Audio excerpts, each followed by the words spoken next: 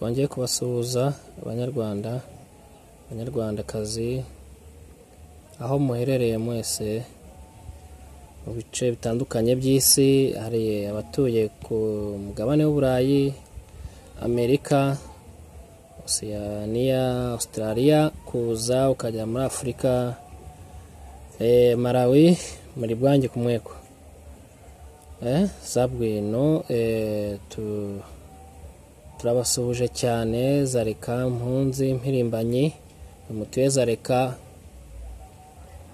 Tunafata mu mugongo umusaza watabarutse w'impirimbanyi ikomeye cyane, tuza kugarukamo mu kiganiro.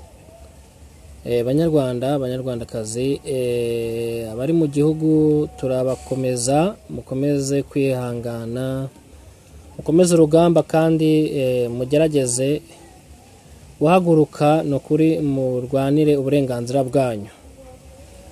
Rubyiruko nimwe mufite umusanzu muremure wo guhagarika ibirimo biba, kubera ko mu Rwanda birakabije ubu. Kwica, kunyoroza, gushimuta ni ibikorwa ubu bikomeye bikomeje gukorwa na leta y'u Rwanda. Murebera bana b'u Rwanda, nibaza ko tukwiye kugarura wa muco tujya dusoma mu mateka. Tugira bamwe bageze amahirwe kubona ababyeyi bababwira umuco nyarwanda, urukundo ko abanyarwanda bari babanyeho. Abandi tugerageza kubisoma mu bitabo, birahari byanditswe n'abantu batandukanye byarangaga umuco nyarwanda. Uyu munsi rero ndagaruka ku biganiro by'ubumuntu. Maze iminsi mbabwira abo muri Malawi, mbereka ko mugomba guhaguruka mukamagana iyi groupe yashyizweho n'intore, yashyizweho na leta ya Kagame yo gukomeza kubahongeta. Kandi ikibabaje, iyi groupe ni imwe mu mpunzi, ni bamwe mu bantu bafite ibikomere bikomeye bagejejweho na leta ya Kagame.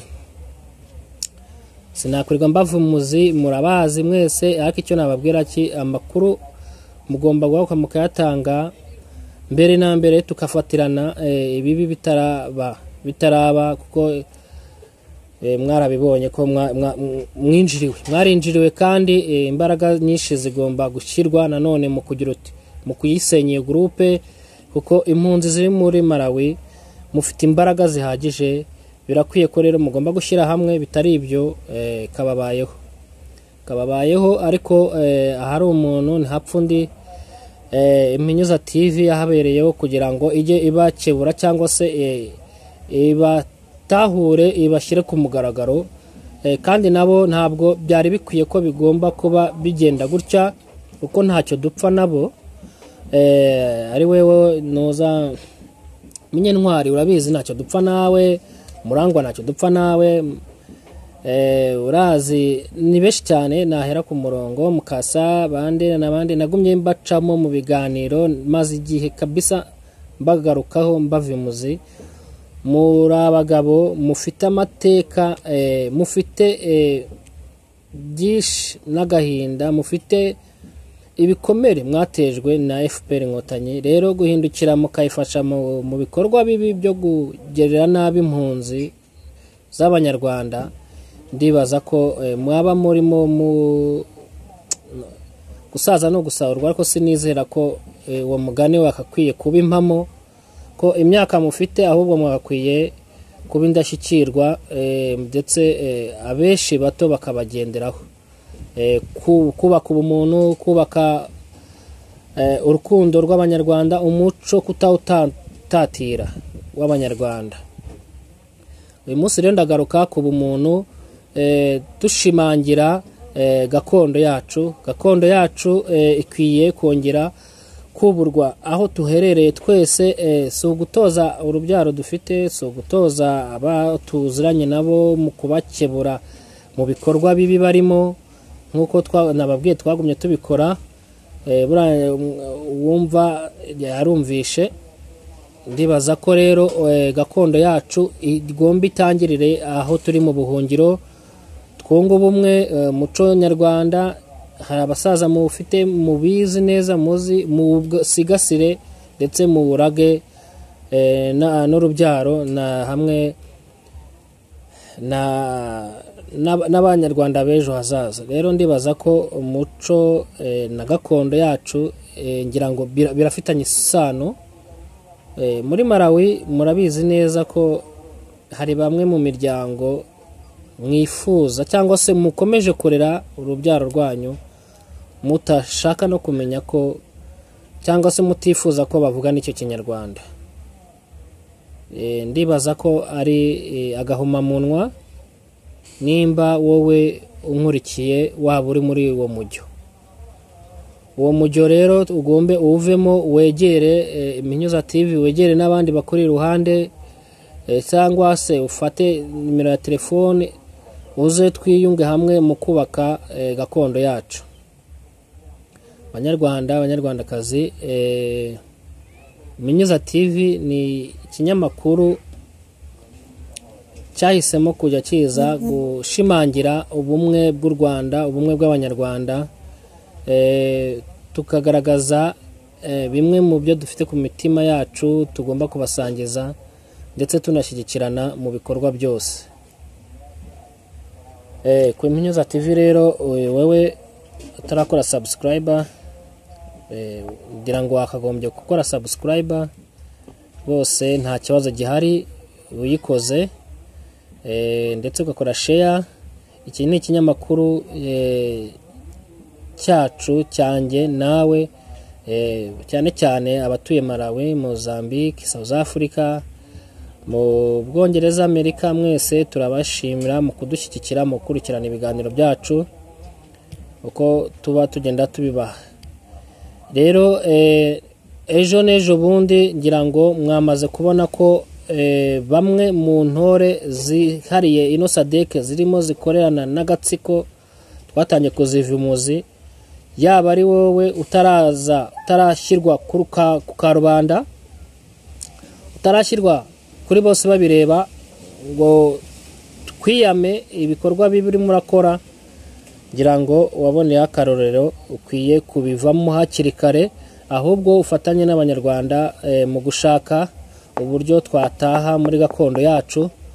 Wegere hari ama parti y'abanyepolitike ushaka kubashyigikira, hari ama association y'abakorerabushake cyangwa se y'uburenganzira bwa muntu ushobora kuyashyigikira.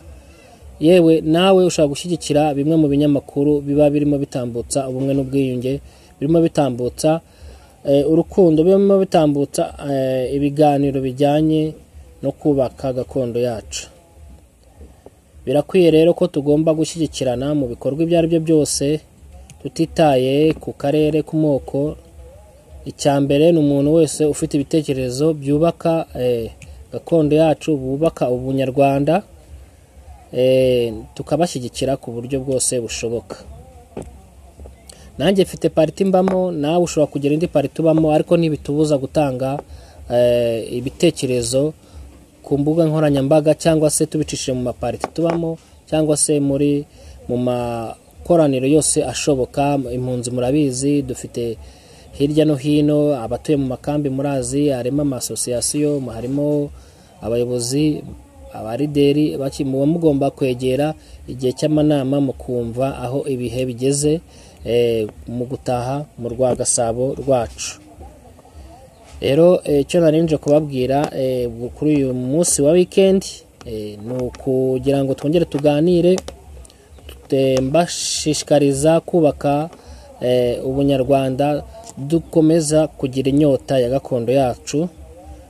Wowe ushaka kujya mu murongo wo gushakisha uburyo twubaka gakondo yacu, ibitekerezo gutanga ibitekerezo cyangwa se n'inkunga yari yose izasabwa ku buryo twushobora kubaka gakondo yacu, ndibaza ushobora guca kuri email, nimero ya telefone, cyangwa se ukareba abo mwegeranya aho ngaho bose bashobora kuba bari muri uwo murongo, maze tugahuriza hamwe, tugahurira mu makomite atandukanye, tugahurira mu maparti atandukanye, ariko tugashyira hamwe ubunyarwanda bukaturanga.